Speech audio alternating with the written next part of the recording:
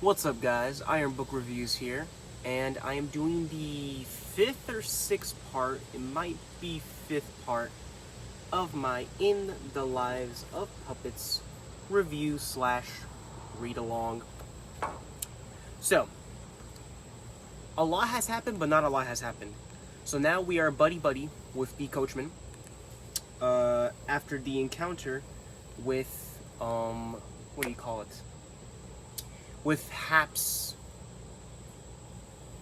designated group of robots, because obviously you can have the same amount of robots every single time, but with each with their designation, different designations. So we found another robot.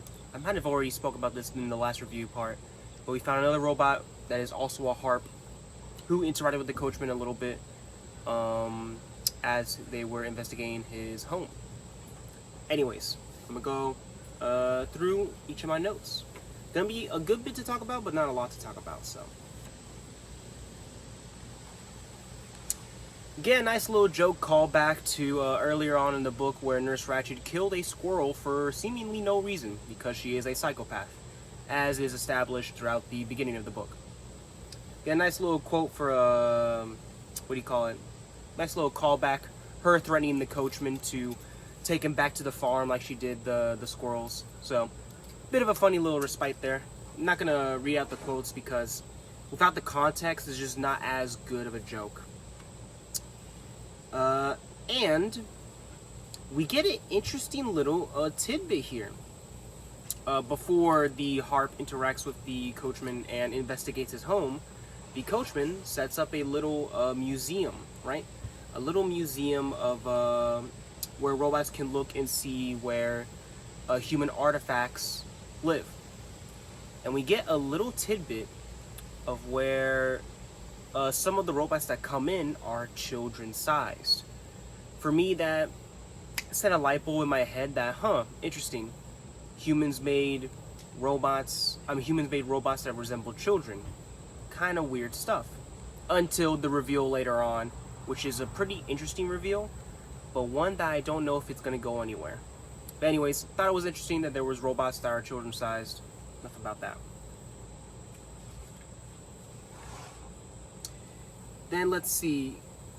Get a nice little joke here. Let me see if I can actually remember where it is.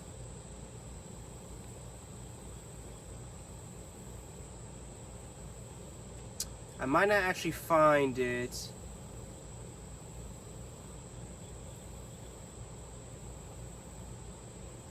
Nah, I didn't actually find it.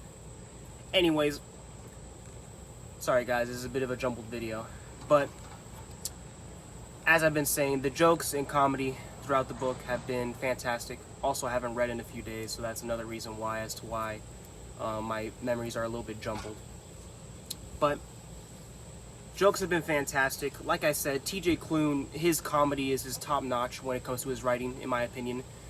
Very, very funny, and I wonder if Terry Pratchett has a similar amount of tone to this, because I've heard that Terry Pratchett's books are hilarious, that they're extremely funny and witty at the same time.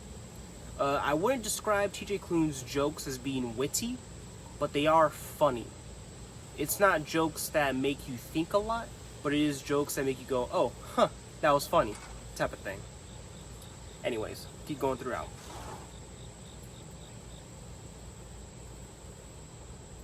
What did I write here? Oh, the reveal. The reveal that there are still harps around, right?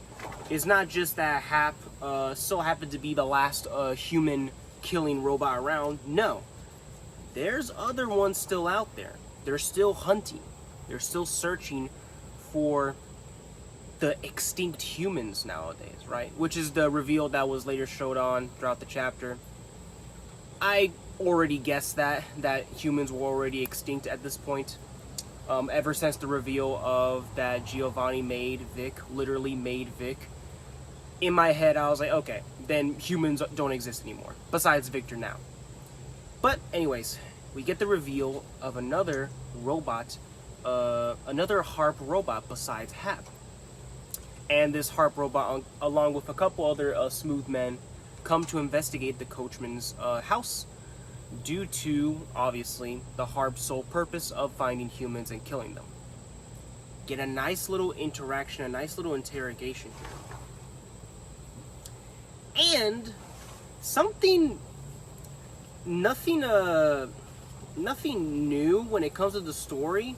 I just thought it was funny, and honestly, I haven't actually seen a misspell at all in any of the books I've read. But we get our first misspell in this book, and the first misspell that I have ever noticed in any of the books I have read. So, very surprising. Sucks that it wasn't a TJ Klune book, because, you know, he's my favorite fantasy author. But it was pretty funny, because here's a sentence that it's supposed to say. The Coachman pressed a finger against his face, dimpling the skin of his cheek. But, with the misspell, it says this. The Coachman pressed a finger against his face, dimpling the skin of his cheek. So, kind of funny. It took me off guard a little bit, kind of de-immersed me. Took me out of the immersion a little bit. But, got right back to it. Wasn't too much of a problem, just a little misspell. And then we obviously get the reveal that I mentioned earlier, that there are no humans left. The Harps pretty much destroyed all of humanity. I had already guessed this. I had already assumed this, especially when Giovanni, like I said before, revealed that he made Victor Lawson. Already assumed that all of humanity was gone for him.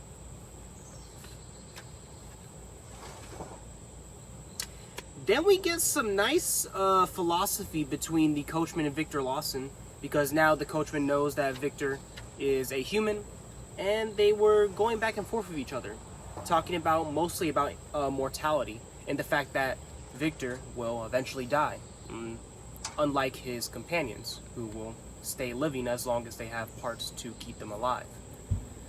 Interesting little talk. I thought it was nice to include. TJ Klune is not much of a philosophical writer, in my opinion. Not a lot of big ideas are put into his books, which is not bad at all.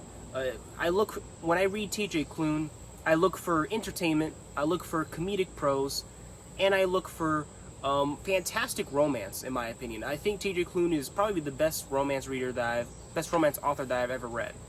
Then again, he's the only one I've ever read, so I may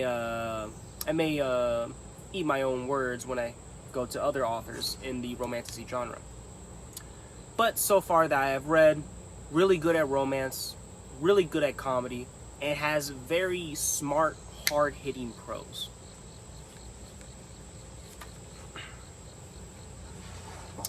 And then we get some little bit more of hints when it comes to the romance. More of Hap and Victor Lawson holding hands together, which is always nice. Always nice. And when it comes to the romance, since Victor is asexual, it is cool to see a more slower brewing romance, a more wholesome romance, I guess is what I would call it, where it's a lot less of flirtation, a lot less of, kissing, making out, groping. It's more holding hands and long stares at each other's eyes type of thing. And hugs as well. Very nice romance that TJ Klune is writing. Like I said, in my opinion, though I haven't read any other romantasy book, his romance writing is pretty incredible in my opinion. And we get a interesting reveal for where the City of Electric Dreams is actually located in real world. Los Angeles. So, very cool little reveal that the City of Electric Dreams is there. Kind of makes sense. Los Angeles is incredibly artificial, right? Bunch of gambling, bunch of just bright lights and machines everywhere, just a big city life. And when I think of a robot society, that's what I usually think of, a big city life. So, very interesting choice, and I think a very good choice to set the City of Electric Dreams in Los Angeles. And we get a nice reference to Cerulean Sea in the House of the Cerulean Sea. As you guys know, Another book by T.J. Klune. Very, very wholesome romance. Definitely could turn into a kids movie, in my opinion. Very good book. Very hilarious as well. But we get a nice little callback to something that was said in the House of the Cerulean Sea. If you guys have ever read the book, we are in a fantastical setting in that book where magical creatures, magical people are a step below in terms of class, right? And one of the propaganda pieces that are constantly strewn around shops, houses, school settings is the sign that says "See something, say something." And we get a nice little callback to that in the lives of puppets through this quote. I'll read it out. He closed his eyes and leaned his head against a picture of a family at a picnic. The strange, ominous legend underneath reading. See something, say something. Nice callback. Thankfully, I've read a lot of T.J. Klune's books, so I get a lot of the references that he's throwing out.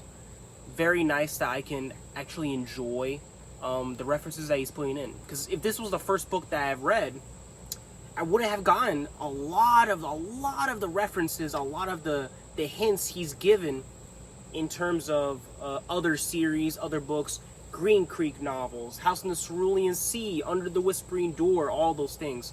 I would not have gotten the references. So it's nice that this is the latest book that I have read, because I have read all of his Green Creek novels.